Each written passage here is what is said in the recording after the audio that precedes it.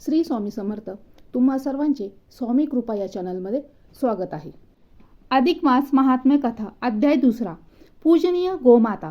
लक्ष्मीनारायण यांच्या संवाद माध्यमातून सूत पुराणिकांनी जी माहिती ऋषीजनांना दिली त्यामुळे सर्वांनाच आनंद झाला. महाराज नारायणांनी या अधिक मासातले गोमातेचे दर्शन आणि पूजन यांचं काय महत्त्व सांगितलं ते ऐकायला आम्ही फार आतुर आहोत. तेव्हा आपण कृपावंत होऊन ती माहिती आम्हाला सांगावी. गालप ऋषींनी सुतांना विनंती केली तेव्हा सूत म्हणाले, मुनींनो, अधिक मासात स्नान, दान, यात्रा, जपतप, उपास आणि उपासना करणाऱ्या प्रत्येकालाच आरोग्य, धनसंपदा, सुख आणि समाधान हे मिळतंच.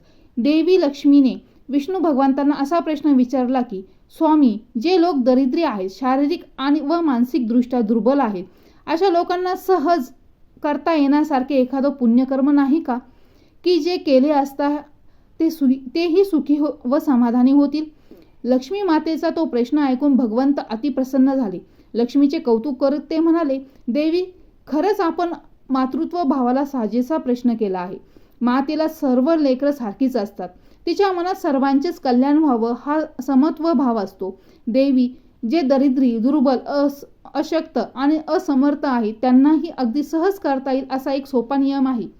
अशा स्त्री पुरुषांनी अधिक महिन्यात पहाटे उठावे, शीतल जलाने स्नान करावं, देवपूजन व देवदर्शन आणि भगवंताचे नामस्मरण करावं.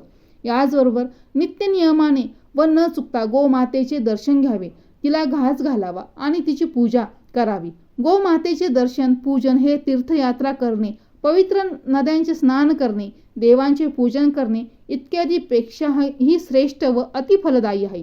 गोमाता ही श्रेष्ठ व पूजनीय आहे. तिच्या पोटी 33 कोटी देवांचा निवास आहे. गाईच्या शेणाने घर अंगणाच्या सारवण्याद्वारे स्वच्छता होते, तर गाईच्या पंचगव्याच्या प्राशनाने मानवी तनामनाची खरीखुरी आंतरिक शुद्धता होते. सर्वसामान्य जीवांना सहज करता येण्यासारखी ही गोष्ट आहे. त्यातून जर नित्य नियमानं ह्या अधिक मासात केली तर त्यापासून मिळणारे फळ आणि पुण्य हे अधिक आहे. गोमाता ही पवित्र, पूजनीय आणि वंदनीय आहे. तिचं दर्शन, पूजा आणि सेवा ही कल्याणकारी आहे. इतकं ऐकल्यावर लक्ष्मी म्हणाली, स्वामी, तुम्ही म्हणता ते अगदी योग्य आहे. गाय ही पवित्र खरी, पण तिचं तोंड मात्र अपवित्र मानलं जातं, हे असे का? तेव्हा भगवान म्हणाले, देवी, गाय ही शरीराने पवित्र पण मुखाने मात्र अपवित्र आहे. कारण म्हणजे तिला महादेवांनी दिलेला शाप. काय? गाईला महादेवांनी शाप दिला का? असा काय अपराध घडला तिच्याकडून? लक्ष्मी देवी म्हणाली, देवी, शंकराच्या रागाला आणि शापाला गाय कारणीभूत झाली, ती तिने दिलेल्या खोट्या साक्षीमुळे. भगवान विष्णूंनी लक्ष्मीला सांगितले ते पुढे याबाबतची कथा सांगू लागले. देवी, एकदा ब्रह्मदेव आणि मी आणि भगवान शंकर हे सहज गप्पा गोष्टी करत असताना आमच्या तिघांच्यात श्रेष्ठ कोण असा विषय निघाला. तेव्हा सृष्टी निर्माण करता ब्रह्मदेवांना अहंकार निर्माण झाला.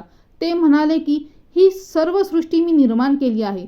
मी सृष्टी तयारच केली नसती तर विष्णूने संरक्षण संवर्धन तरी कशाचे केले असते आणि कोणाच्या केले असते? आणि जर सृष्टीच नसती तर शंकराने विनाश तरी कोणाचा केला असता? म्हणजे काय, तर सृष्टी सांभाळणाऱ्या आणि तिचा संहार करणाऱ्यापेक्षा तिचा निर्माण करता मीच अधिक श्रेष्ठ नाही काय? ब्रह्मदेवांचे असे अहंकारी बोलणे ऐकून शंकरांना हसू आले. ते म्हणाले, ब्रह्मदेवा, अहो, तुम्ही तर श्रेष्ठ आहेतच की, कारण आपल्या तिघांमध्ये तुमचं नाव प्रथम घेतलं जातं, तेव्हा तुम्ही वंदनीय आहातच. विष्णू भगवान हे मुकुट, कुंडल, शंख, चक्र आणि गदाधारी आहेत, तेव्हा तेही वंदनीय आहेतच. पण आमचं काय? आम्ही पडलो स्मशानवासी, व्याघ्रंभरधारी. आमच्या डोक्यावर काय तर ही गंगा आणि आमचा शिरोमुकुट म्हणाल तर काय तो चंद्र. देवा महादेवा, अहो, पण तो चंद्र तरी तुमच्या मस्तकी कुठे आहे? ब्रह्मदेव म्हणाले, खरंच की, तो चंद्रमुकुटही आम्ही आमच्या मस्तकावरून उतरवला आणि ही गंगा माता माथ्यावर धारण केली.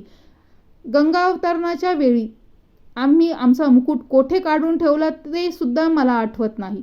आता असं करा, तुम्ही दोघांनी त्या मुकुटाचा शोध घ्या आणि आमचा मुकुट आम्हाला शोधून द्या. हसत हसत भगवान शंकर म्हणाले, मग काय, शिव आज्ञाच ती, तिचा अव्हेर तरी कसा करणार? मी आणि ब्रह्मदेव आम्ही दोघेही मुकुटाचा शोध घेण्यासाठी निघालो. ब्रह्मदेवांनी उंच आकाशात जाण्याचा निर्णय घेतला, तर मी मात्र त्यांच्या शोधार्थ सप्तपाताळ धुंडले. पण प्रामाणिकपणे सांगतो, मला काहीही त्या मुकुटाचा शोध लागला नाही. मी आपल्या सरळ परत आलो. देवाधिदेव महादेवांच्या चरणांना वंदन केले आणि माझी असमर्थता व्यक्त केली. थोड्याच दिवसात माझ्या पाठोपाठ ब्रह्मदेवाचीही स्वारी ही महादेवाकडे आली. काय ब्रह्मदेवा, कुठे सापडला आमचा मुकुट? शंकरांनी विचारले. तेव्हाच आपण शिवमुकुटाच्या शोधार्थ 21 स्वर्ग पालथे घातले व शेवटी मुकुट आपल्याला सापडला, अशी दर्पयुक्त कबुली ब्रह्मदेवांनी दिली. काय सांगता, खरंच आमचा मुकुट तुम्हाला सापडला? शंकरांनी प्रश्न केला. होय महादेवा, मी खरंच सांगतोय. मला तुमचा मुकुट सापडला. तो तिथे उंच उंच स्वर्गात होता. पण थांबा, तसं कशाला?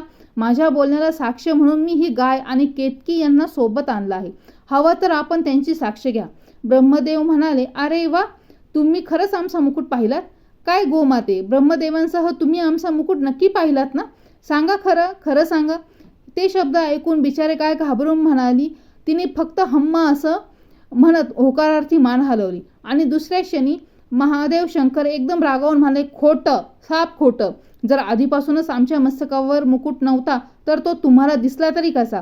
तुम्ही खोटं बोलताय. आणि काय गोमाते, तू सुद्धा खोटी साक्ष द्यावी? छे छे, काय म्हणावं या असत्य वचनाला? खोटं, सारच खोटं. ब्रह्मदेवाने आमचा मुकुट पाहिलेला नाही. गोमाते, खोटं बोलण्या इतकंच खोटी साक्ष देणं ही सुद्धा पापच. तेव्हा मी तुला शाप देतो की तुझ्या तोंडातून तू ही खोटं साक्ष दिलीस ते तुझं तोंड अपवित्र होईल. सर्वांगाने तू पवित्र राहशील, पण तोंडाने मात्र तू घाण खाशील. त्या दिवसापासून सर्वांगी पवित्र, पूज्य आणि आदरणीय असणारी गाय ही तोंडाने मात्र अपवित्र झाली.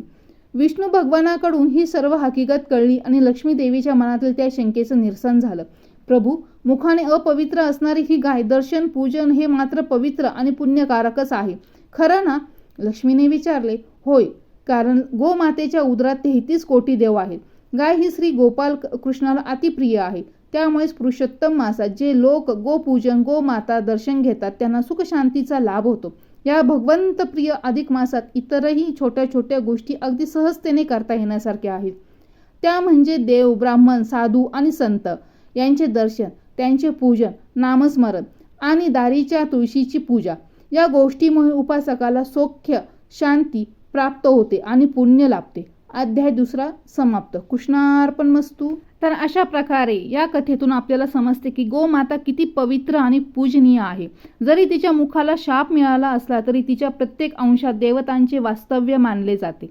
गोसेवा, गोपूजन आणि गोमातेबद्दल आदर ठेवणे हे अत्यंत पुण्यकारक मानले गेले आहे. ही कथा आपल्याला श्रद्धा, सेवा आणि धर्माचे महत्त्व शिकवते. तर पुढील अध्यायात आपण आणखी एक सुंदर आणि ज्ञानदायी कथा जाणून घेणार आहोत. जय गोमाता, जय श्री हरिकृष्ण. श्री स्वामी समर्थ.